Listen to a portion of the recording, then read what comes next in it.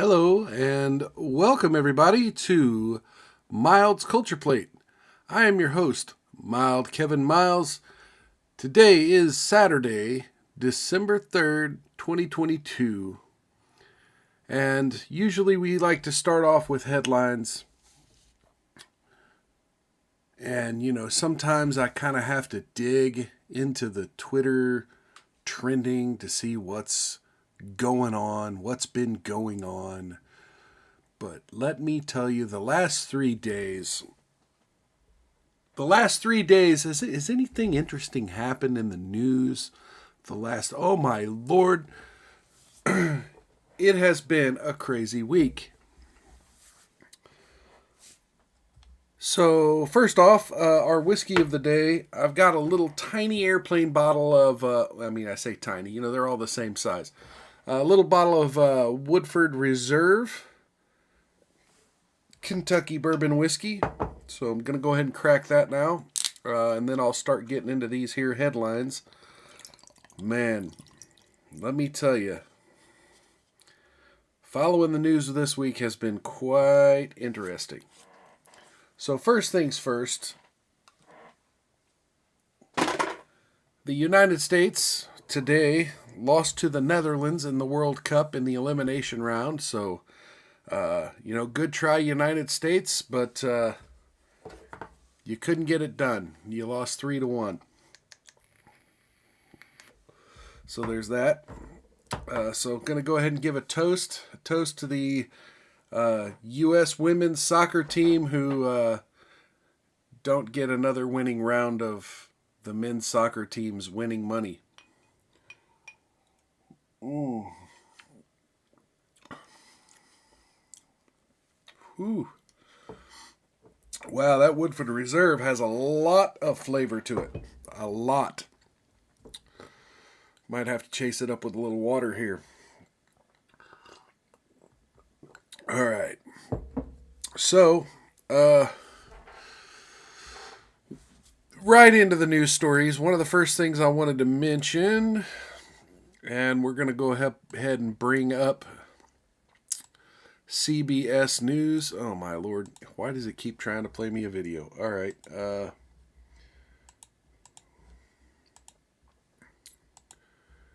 Let's go ahead and bring this into the window. So, if you're not familiar, this story has been actually going on for quite a while. This is about the railroad unions. The railroad unions have been trying to reach an agreement, and they've had some hang-ups regarding sick pay, and the government tried to step in back in September. The government couldn't come to a vote.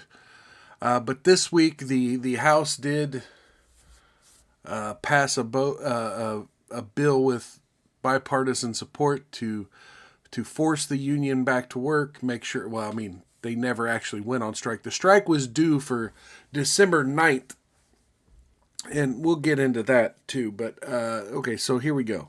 Let's just go ahead and read what CBS News has to say about it. And by the way, fuck CBS News. Oh my Lord.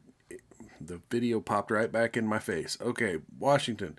President Biden on Friday morning signed a measure that will impose a labor agreement for rail workers that his administration brokered in September, averting a nationwide disruption of rail service ahead of the holiday season.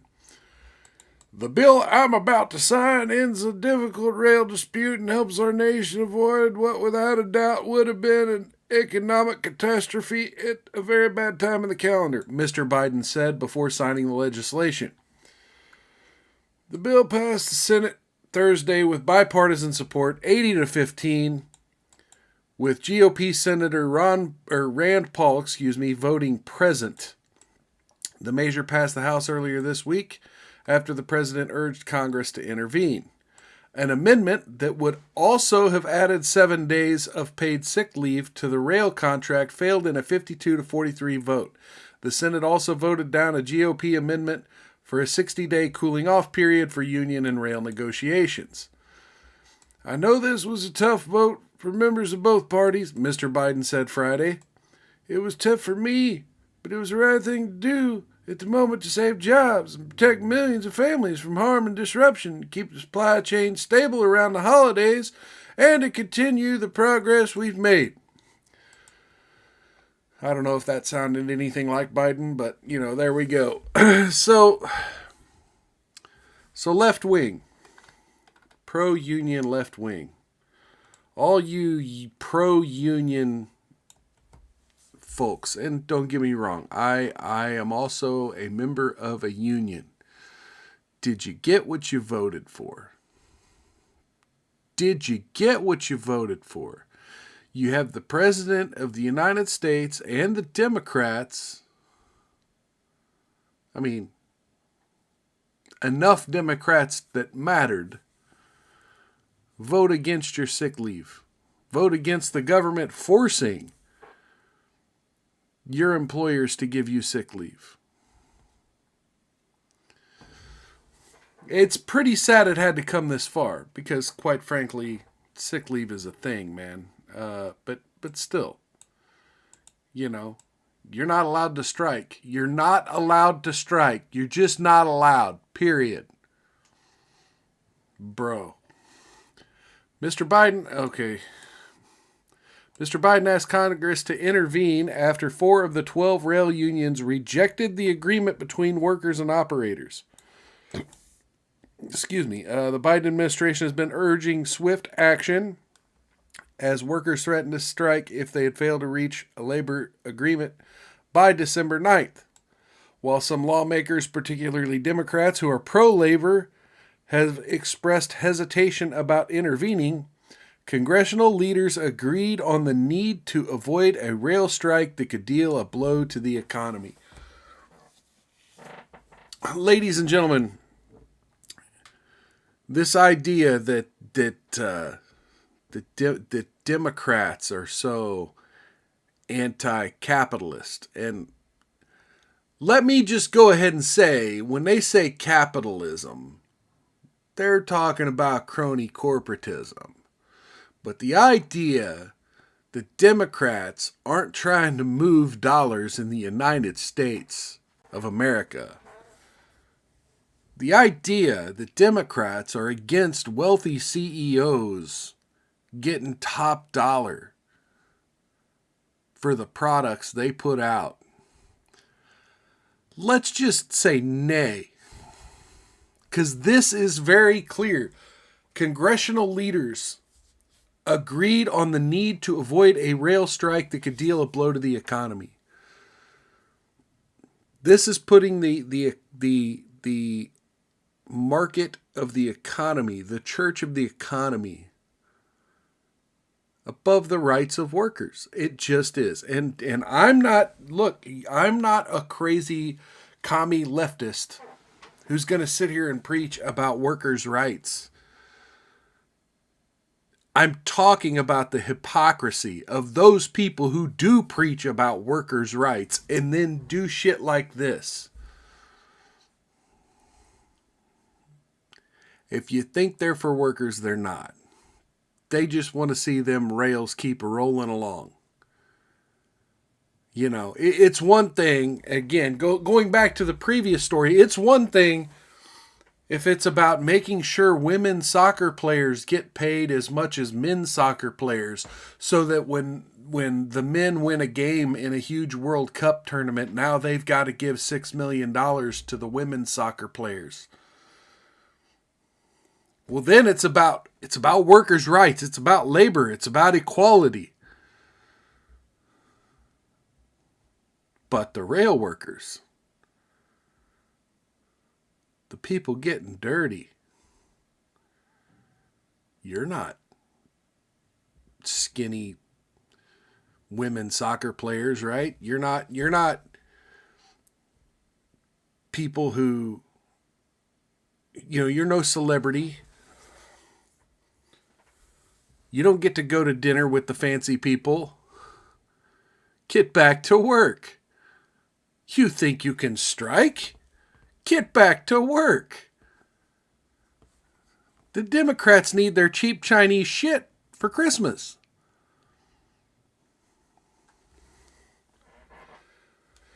Mr. Biden hosted the four White House and Senate leaders, four House of Representative and Senate leaders at the White House on Tuesday, and they discussed the role for Congress in preventing a rail shutdown.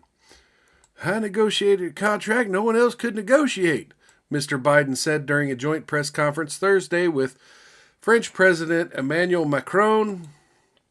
The only thing that was left out was whether there was paid leave. The president added that the U.S. is a rare wealthy nation without guaranteed paid leave, and he wants to provide paid sick leave not just for rail workers, but for all workers. The compromise agreement negotiated with the help of the Biden administration provides 24% pay increases and $5,000 in bonus retroactive to 2020, as well as one additional day of paid leave. So wait a minute. So they're getting an extra day of paid leave anyway. Couldn't you use that for some of your sick time? I'm sorry. Under the proposal, workers' premiums would be capped at 15% of the cost of the insurance plan. Okay. That's not a bad deal. 24% pay increases and $5,000 in bonuses going back to 2020 and one additional day of paid leave. With that much money, you could take the time off. You want 7 days paid leave. With as much money you're getting, you should be able to afford to take 7 days off. Railroad unions criticized Mr. Biden's call for Congress to wade into the contract dispute, claiming it undermines his repeated characterizations of himself as the most pro-union president. Exactly. But the president said this week that not acting could have devastating impacts on the economy. It's going to immediately cause 750,000 jobs and cause a recession, Mr. Biden said Thursday of a strike. What was negotiated was so much better than anything they ever had, and they all signed on to it. Really, 750,000 jobs? Just poof, gone. Look, I get that our rail system in the United States, our shipping system, our logistical tree is rooted within our ability to ship goods via the rail. And that there is so much within our economy that is dependent on those rails moving. But costing 750,000 jobs, that number seems a little high and a little sus to me. Just a little bit. The president stressed that he would continue to fight for paid leave not only for rail workers, but for all American workers. Okay. Joseph Biden, you fucking hypocrite. The most pro-union president ever. Just told some motherfuckers they can't go on strike because economy. Economy.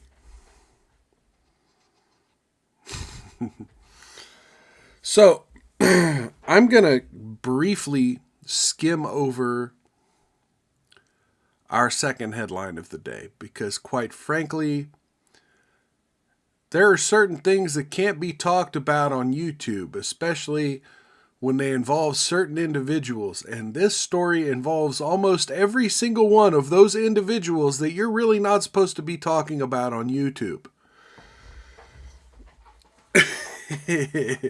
I think you know what story I'm talking about. And I'm going to give a little rant here. I'm not necessarily going to read anything or bring anyone up to speed. So if you're not up to speed, I'm sorry. There was an interesting interview on the internet Thursday morning. And so a tiny bit of backstory, now that Kanye West had his Twitter account back at one point, he began to make more headlines. And some of the things he began to say started getting some traction in the news, and that made certain internet talking heads, political commentators want to have an interview with the guy. And it started off, what was that, Monday? Tim Pool's show. He went on Tim Pool's show, and they kept interrupting each other. And eventually, Kanye West, along with Milo Yiannopoulos and Nick Fuentes, left Timcast IRL, after which this was like 20 minutes into the show, 20 to 30 minutes into the show, and then Tim Pool and many of his staff members just continued the show, ranting about how they did nothing wrong and how absurd Kanye was behaving and this and that, and how, well, this isn't an interview show, this is a news show, and we wanted his take on news topics, but then spent the next hour and a half talking about where the interview went wrong and not necessarily covering the news. So, take the L, Tim Pool. So, that led into Thursday. Kanye and Fuentes went on InfoWars. Now, I can't speak Voldemort's name, the head of the InfoWars network. You know who that is. You should know who that is. And if you don't know who that is, well, I've spoken his name before on here. It's Alex Jones.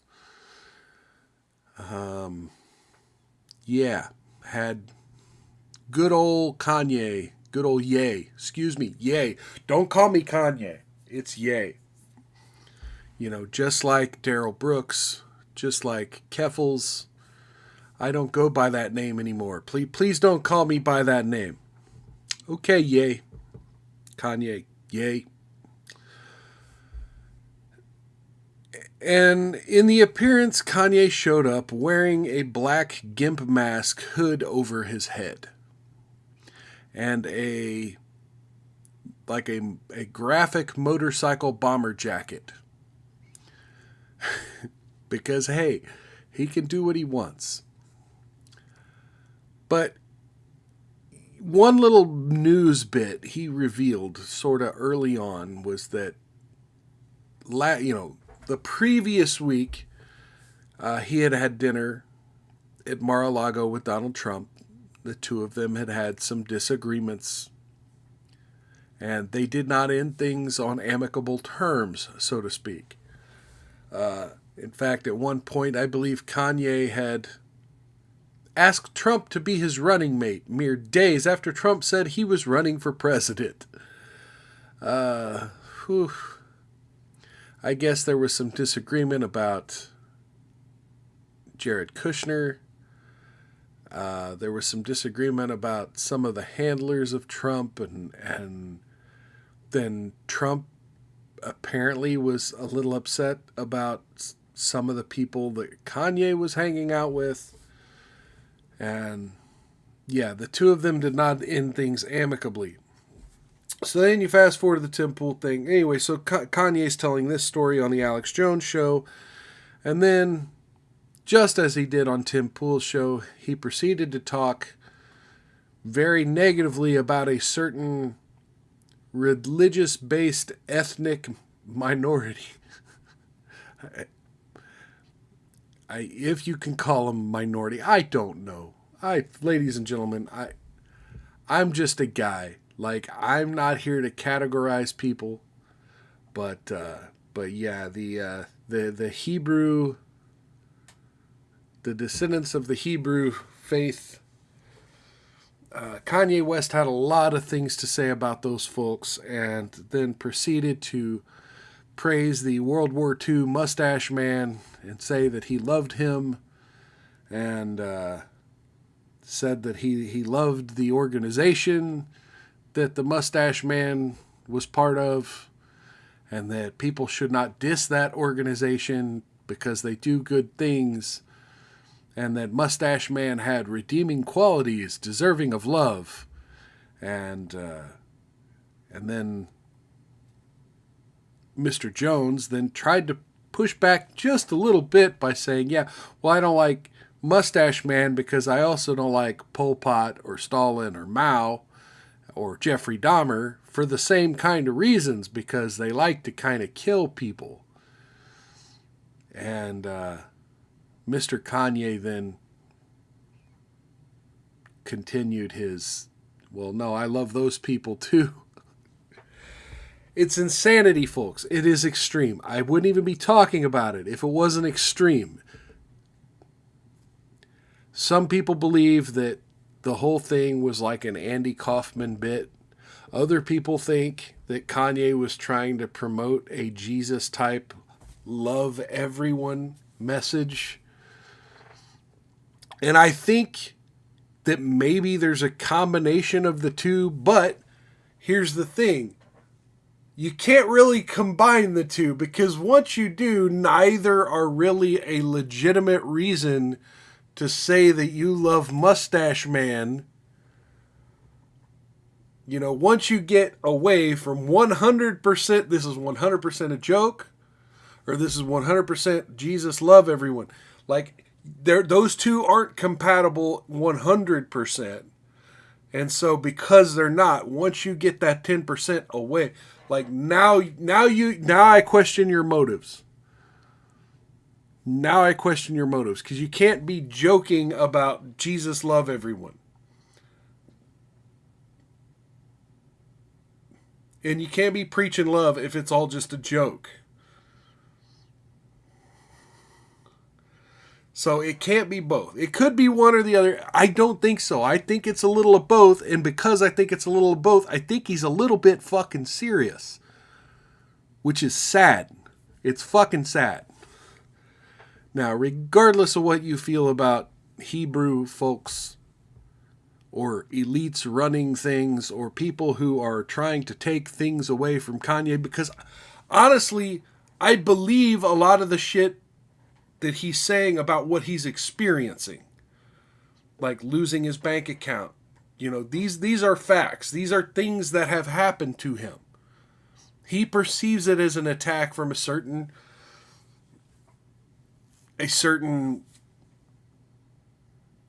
organized effort of a particular group of people. And he's kind of allowed to feel that way. But then to go on and say,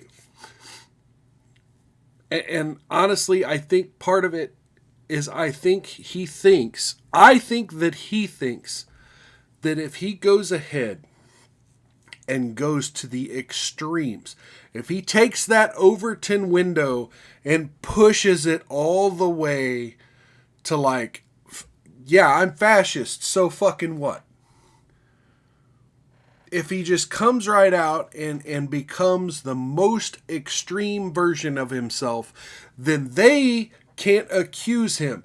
They can't push him any further. Those who are in control of the media narrative, and I'm not talking about those people. I'm talking about the people in media, the elites in charge. I'm not talking about a certain race. I'm not talking about any of that. I'm saying the people who are in charge of our media can't push him any further to the extreme, because he's already saying, look, I'm just going to own the most extreme thing I could ever possibly be. That way you can't take any more from me. That way you can't push me any further. And I'm here to say that's not the fucking answer. As soon as you think you've went to the extreme, they'll take it one more fucking level. They'll fuck with your kids. They'll fuck with... I mean, if you think you can't push them any more than they can push you, they can push you. they can fuck with you. And it's not something I wouldn't take that strategy. Because as he said on Tim Pool's show, they already want to drug him and put him in a rubber room. And you can't protect your kids from a rubber room.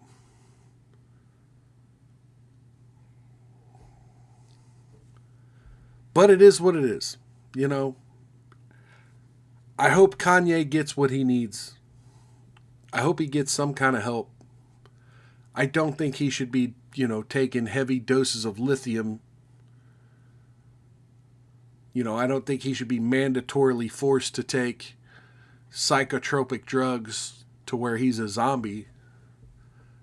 But I definitely hope he gets some kind of therapy where he can talk some of this shit out and kind of figure out where his place is in the world. Figure out what he has to contribute. Because right now it just seems like a whole bunch of ego. And I think Milo and Nick Fuentes are pushing him to be crazier and crazier because they know it gets headlines and gets people talking. And I think they want to come along for the ride. They want the headlines about them. And so, yeah, it seems like there are a lot of egos at play here. And it's pretty fucking sad. So anyway, that's that. Let me give a toast. A toast to all the crazy people involved.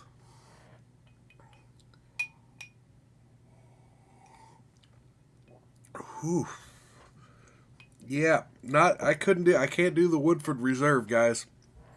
Oh, that is rough. Ooh.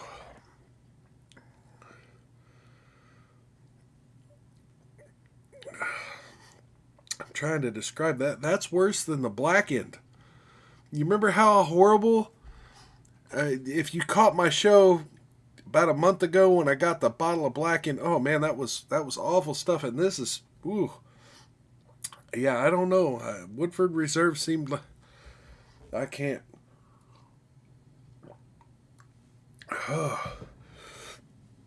I've got like 2 more sips left of it, and now it's going to be rough. So now we're going to get into the news story of the day. The Twitter thread.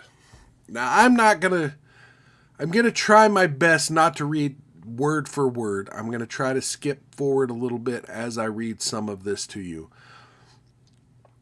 But if you personally haven't read this or haven't been exposed to the Twitter thread,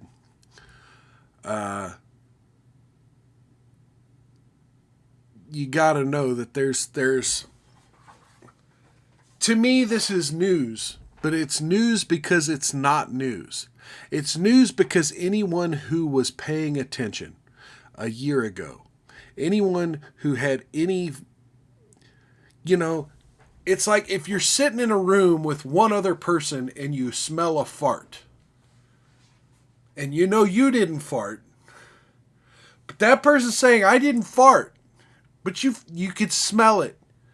And so you look at your shoes, make sure nobody stepped in dog shit, and you go through this whole rigmarole of where is the shit smell coming from? Is there a dirty diaper in the trash can? Is there mold against the baseboards or near the drain? Let's figure out where the shit smell's coming from. Oh, it's not coming from there. It kind of smells like it's coming from your chair, Joe.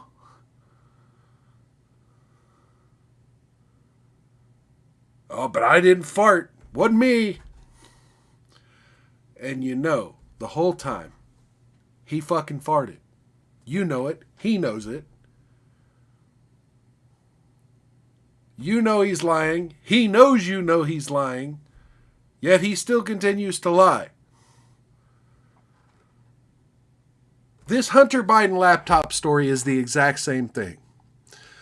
A year ago, anyone who was paying attention, anyone who gave half a shit about what was going on in our country, saw this news story pop up in the headlines and was like, hey, what about this motherfucker like there's emails saying he's no wait, and you got Leslie Stahl on CBS 60 Minutes telling President Trump, "Oh, that can't be verified. That can't be verified." You have the eventually the Biden White House and what's her name, the dog-faced redhead, Psaki, saying, "Oh no, we have all of these. We got this letter from all of these former intelligence officials, all these spooks that said it ain't real. It's Russian disinformation." And I want to know. I want the Republican Party, if they get control of the House, like they say they're getting control of the House, I want them to actually control the House and drag in some of these intelligence experts, some of these former heads of our national intelligence who said, "Oh no, this is classic Russian disinformation."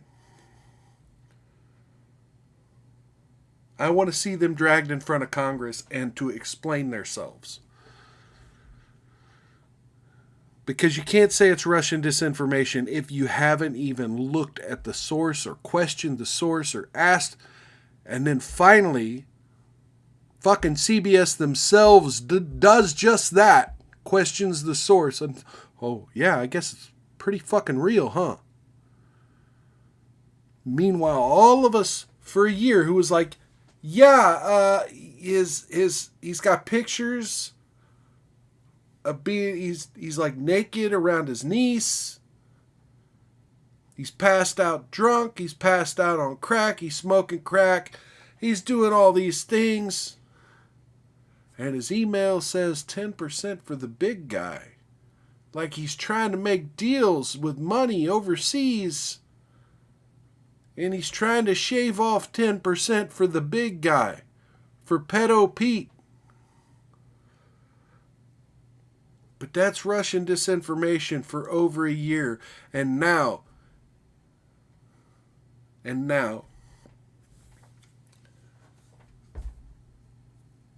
Joe Biden appoints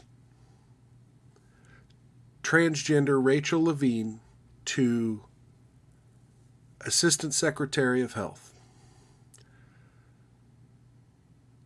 This person makes headlines a couple of times. The Babylon Bee then names them Man of the Year,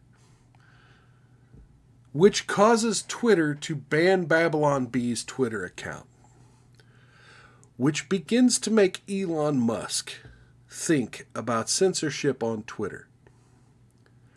And he makes an offer for $44 billion to buy Twitter. They get in a court battle. But ultimately, Elon Musk buys Twitter. And now he has access to all of the internal communications of the former heads of Twitter.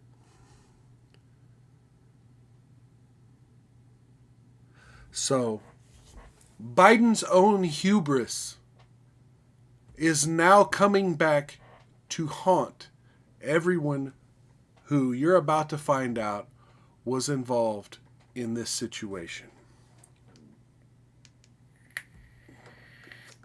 So this is Matt Taibbi's Twitter thread.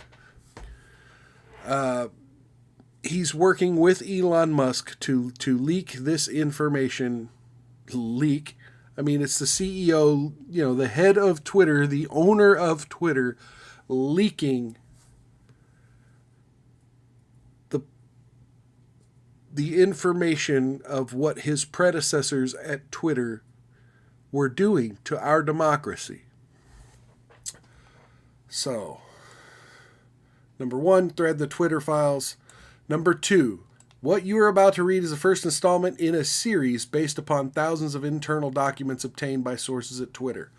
Now, I just briefly want to mention that Matt Taibbi had begun this thread kind of early yesterday afternoon, evening-ish, and continued for a few hours throughout the night one tweet at a time.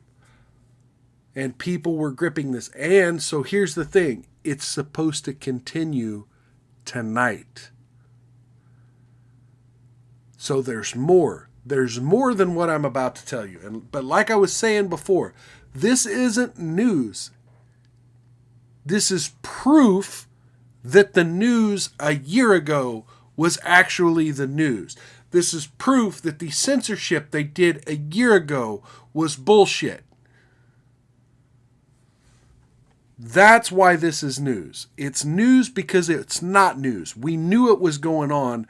We just didn't have the proof, and we didn't know all the players. Now we know all the players. We know their excuses, and we know why they did it. The Twitter files tell an incredible story, blah, blah, blah. He's telling a little bit about the history of Twitter. Oh, okay, over time, Twitter staff and executives began to find more and more uses for these tools.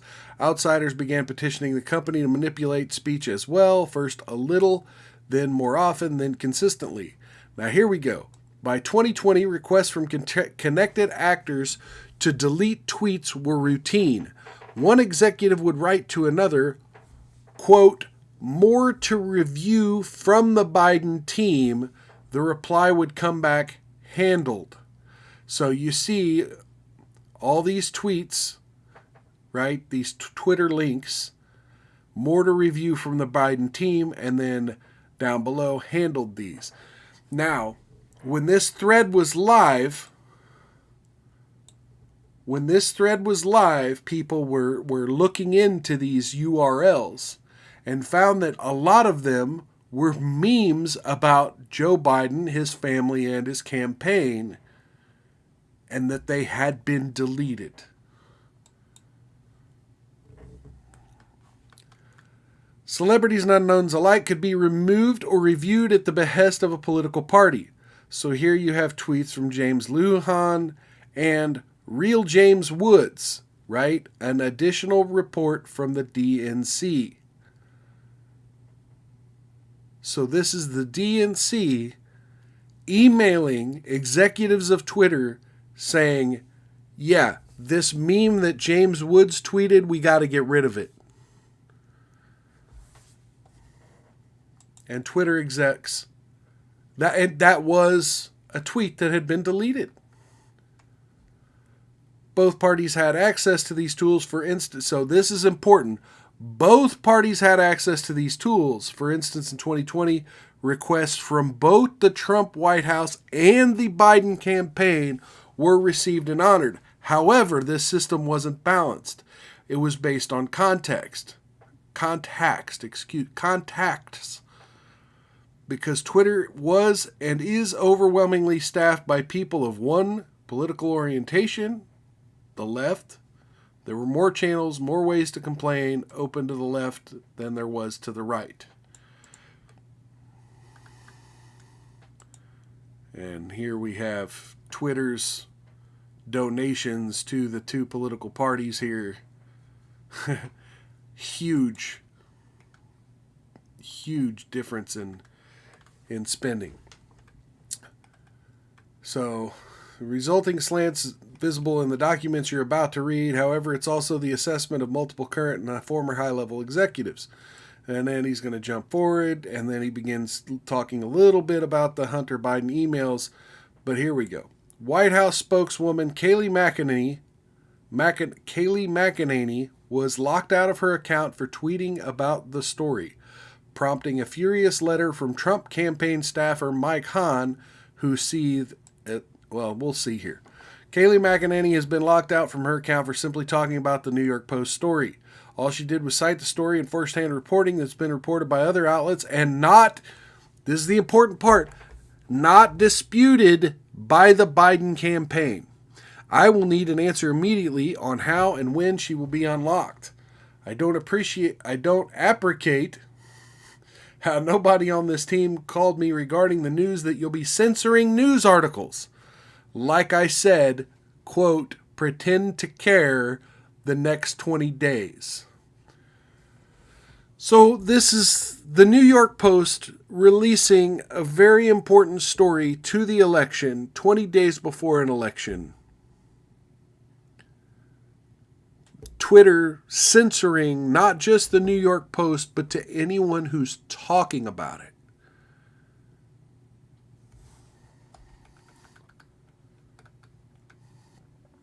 This led public policy executive Karen Strom to send out a polite WTF query. Strom's note returned the answer. The laptop story had been removed for a violation of the company's hacked materials policy. Now, anyone who's been following the story knows that wasn't shit hacked. Nothing was hacked. He left the laptop at a repair shop and forgot to come back and get it.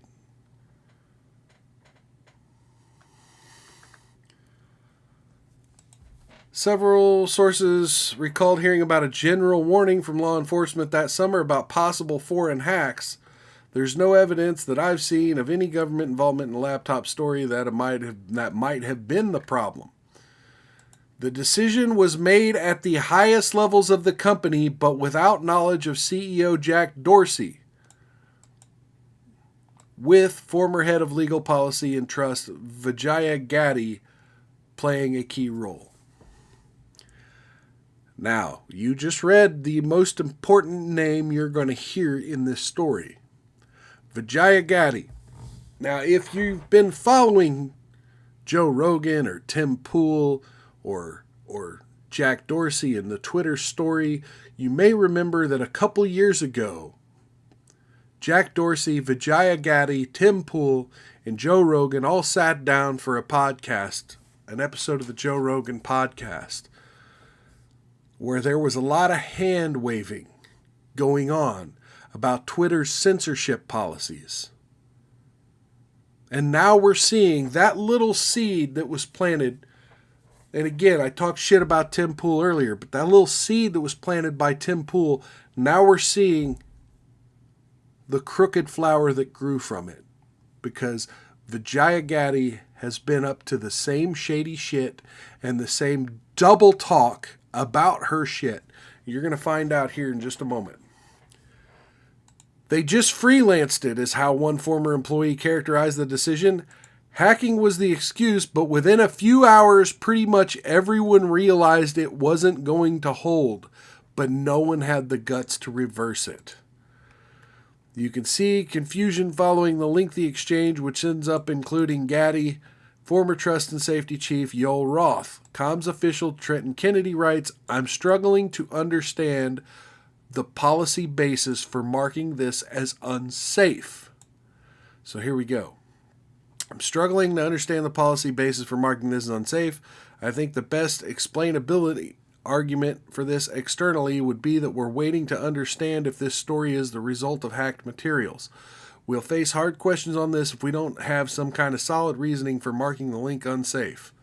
And then he's tagged all of these other people on Twitter. And then Katie Rosaborough, will we mark similar stories as unsafe? And then has a Fox News story on that.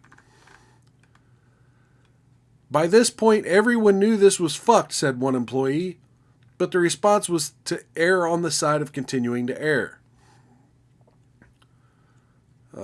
The policy basis is hacked materials. Though, as discussed, this is an emerging situation where the facts remain unclear.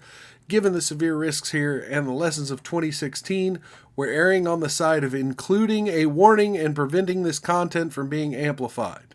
And then Vijaya Gadde says, what is the warning that will come up? Yoel Roth says, new. When you click the link, you'll see a generic unsafe URL message, references spam, malware, and violations of the Twitter rules. It's not ideal, but it's the only thing we have. And then Ian Plunkett says, whatever we do in the comms, this will become a basic bias claim for the Jack pre-hearing immediately. Let's make it clear that we're proactively but cautiously interpreting this through the lens of our hack materials policy and allowing the link with a warning and sufficient reduction of spread. So when they finally unlocked the story and allowed the New York Post link to be posted to Twitter, well, they just deboosted it.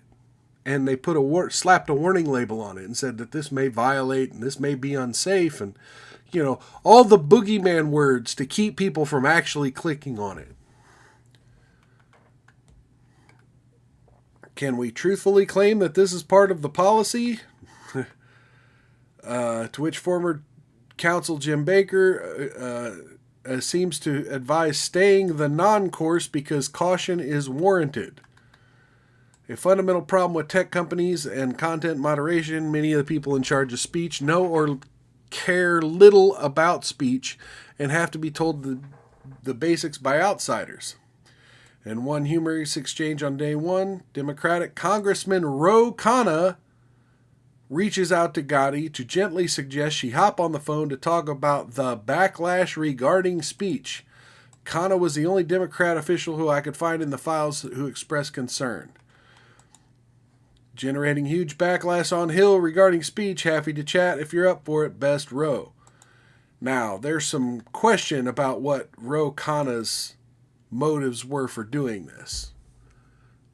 Did he actually care that Twitter was doing something wrong? Or did he care that it was going to look pretty fucking bad for anyone on the left wing if they were abusing free speech? Hi, Congressman Khanna. Thank you for reaching out, and we appreciate the heads up. We put out a clarifying thread of tweets earlier this week to explain our policy around posting of private information and linking directly to hacked materials. The press secretary accounts was not permanently suspended. We requested that she delete the tweet containing material that is in violation of our rules, and her account is restricted until she complies. I'd be happy to jump on the phone. My team in D.C. are copied here and available to discuss. Thanks, Vijaya. Khanna tries to reroute the conversation back to the First Amendment. Ro Khanna to Gotti. Hope you're well, Vijaya. This seems a violation of the First Amendment principles. There's a hack of classified information or other information that could expose a serious war crime, and the New York Times was to publish it. I think the New York Times should have that right. A journalist should not be held accountable for the illegal actions of the source unless they actively aided the hack. So to restrict the distribution of material, especially regarding a presidential candidate, seems not in keeping of the principles of New York Times versus Sullivan. I say that as a total Biden partisan and convinced he didn't do anything wrong, but the story has now become more about censorship than relatively innocuous emails. You don't think Biden did anything wrong, and you think the contents of the laptop were relatively innocuous. Come on, Bro.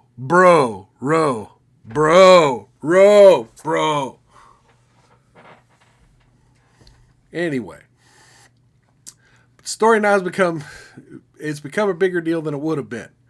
It's also now leading to serious efforts to curtail Section 230, many of which would have been a mistake. I believe Twitter itself should curtail what it recommends or puts in trending news, and your policy against QAnon groups is all good. It's a hard balance. But in the heat of a presidential campaign, restricting dissemination of newspaper articles, even if New York Post is far right, seems like it will invite more backlash than it will do good. Please keep this communication between just us and Jack, and no need to CC the team or forward to them. See, it's like I want to chat with you, but I don't want it known we're chatting about this, because this could make me look bad if I'm giving you a flag and then I'm not, like if I know I'm involved and I'm not going back to Congress and being outraged about it, I'm just wagging my finger at you here, like that might make me look bad. So please don't tell anybody. Ro Khanna, when I first glanced at this, I thought, oh, well, we at least have one congressman, one Democrat who gives half a shit about free speech.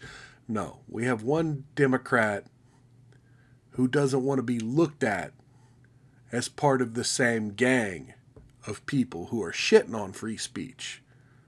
Whether he actually cares about free speech is still up in the air. He just doesn't want to be seen as being part of this crew. So then we got this research firm, Net Choice, who got involved. Net Choice lets Twitter know a bloodbath awaits in upcoming Hill hearings, with members saying it's a tipping point, complaining that tech has grown so big they can't even regulate themselves, so government may need to intervene.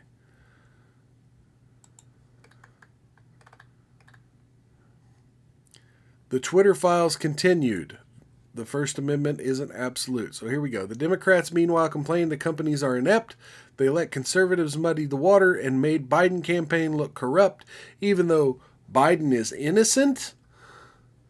They linked this to Hillary Clinton's email scandal. She did nothing wrong, but because the press wouldn't let the story go, it became a scandal far out of proportion. In their mind, social media is doing the same thing, blah, blah, blah. The companies moderated more conservatives wouldn't even think to use social media for disinformation, misinformation, or otherwise. So here you go. You got the words. All the shit you've heard in the last year about misinformation, disinformation, Joe Rogan, Alex Jones, the government trying to create a disinformation czar, all the little incremental shit they're doing to free speech, all of a sudden they all backed off once Elon got involved. And now you see why. Because conservatives wouldn't even think to use social media for disinformation, misinformation, or otherwise. Because they knew that we would suppress their speech. They knew we would kick them off. Democrats were in agreement. Social media needs to moderate more because they're corrupting democracy and making all truth relative. When pushed on how the government might insist on that, consistent with the First Amendment, they demurred the First Amendment isn't absolute.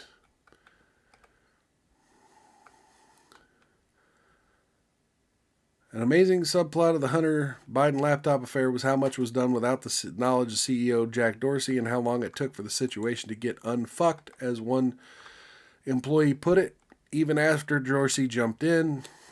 There are multiple instances in the files of Dorsey intervening to question suspensions and other moderation actions for accounts across the political spectrum. The problem with the hacked materials ruling, several sources said, was this normally required an official/law enforcement finding of a hack, but such finding never appears throughout. One executive describes as a whirlwind 24-hour company-wide mess. So normally we gotta have a police officer, a member of the government, or somebody to tell us we know this was hacked, period. And here's the other thing. You're talking about it as if it's hacked private information. But as private of information as it was, there's a public interest in that, despite what was said earlier in this thread by Ro Khanna. These emails heavily implied that members of our government, especially Vice President Joe Biden at the time, was involved in some pay-for-play type of schemes. Involved in the very type of schemes that they were trying to impeach Donald Trump over.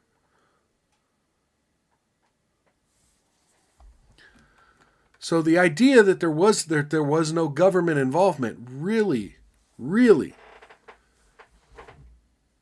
makes Twitter look sus. That no government official told us that it was private, hacked information. We just made an assumption.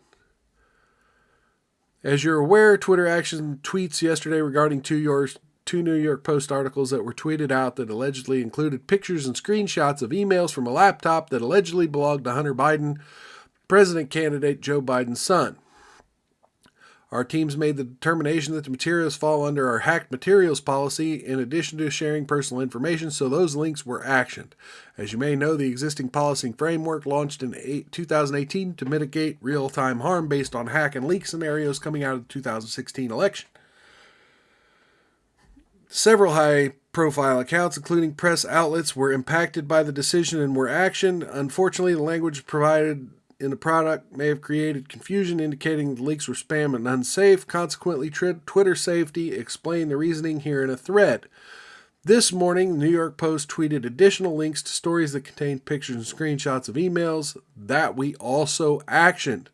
The teams determined that a Trump campaign tweet that was previously actioned for containing personal private information could not be reactioned when it was retweeted without the private personal information blurred. I know there are questions that you probably have that are also getting a lot of incoming from stakeholders, governmental, academic, civil society, etc. The last 24 hours certainly been a whirlwind with lots of curves and unknown. And we fully expect that the issues surrounding this matter will continue to swirl in the coming days. Thank you to everyone for your patience. And then that's the end of the thread. I skipped over one semi-important tweet in here where they refer back to the reason this is important that we censor hacked information is we don't want a repeat of what happened in 2016. What happened in 2016? And then they also talked a little bit about this being Twitter's, quote, Inside Edition moment, or Access Hollywood moment, excuse me. So I skipped a couple of those tweets, but we got to wonder, why is this important? Why is this important? Because we're all currently using social media. If you're watching me right now, you're watching me on a platform that could take any single word that I have said during this broadcast and throw me off of not just one platform, but several platforms and collude with anyone who I have politically insulted or politically accused or alluded to in my reading of other people's accusations, rather, that could take any of the information I've provided you here today and collude with other social media in throwing me off of several platforms and ending my online presence. And they could do the same to you for anything that you retweet or that you share. And we've seen with Alex Jones, we've seen with Kanye West, we've seen with Andrew Tate. When one of them does it, then it applies more and more pressure to every other platform. YouTube, Facebook, Instagram, TikTok. The pressure gets applied evenly, and as soon as one bans, two bans, then the other 3, 4, 5 major social media networks, well, then the pressure's on them. Because if you're the only one that doesn't, well, now you become the source of the disinformation. You become the source of the hate speech. So when you hear Vijaya in an email and you hear Democrats saying, well, the First Amendment's not absolute, brah.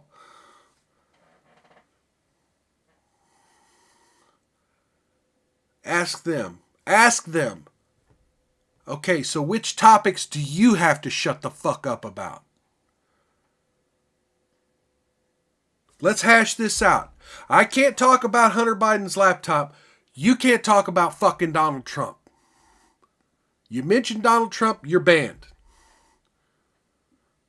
You cry about Donald Trump, you're fucking banned. How about that? You want to agree to that, Democrats? And again, I'm not a left-right paradigm kind of guy. I'm a libertarian. I'm a small c conservative. I'm not a fucking Republican. But this idea that one side can treat the other side like this, that you can ban people for speaking about a topic that one side just doesn't want to talk about. Well, okay. Next time you start talking about abortion is a right or healthcare is a right, well, you're banned. You're spreading disinformation about what rights are. Because that's not what rights are. Rights don't involve someone else giving you something. Rights are something that you exercise. So you want to start posting about you have a right to health care, you have a right to an abortion. You ain't got... Those aren't rights.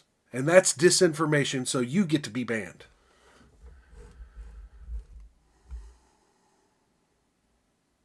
So when they say the First Amendment isn't absolute, you ask them what they have to shut the fuck up about. Ask them where we get to draw their line. Thank you for stopping by. Come back by Wednesday, 7 p.m. and next Saturday, 4 p.m.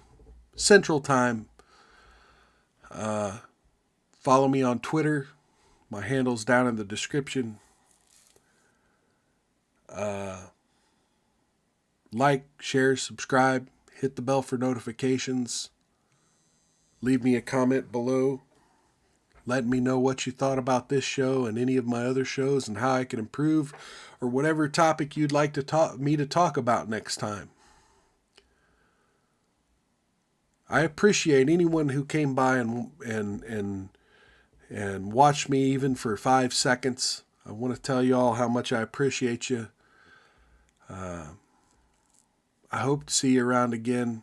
Come by in the chat.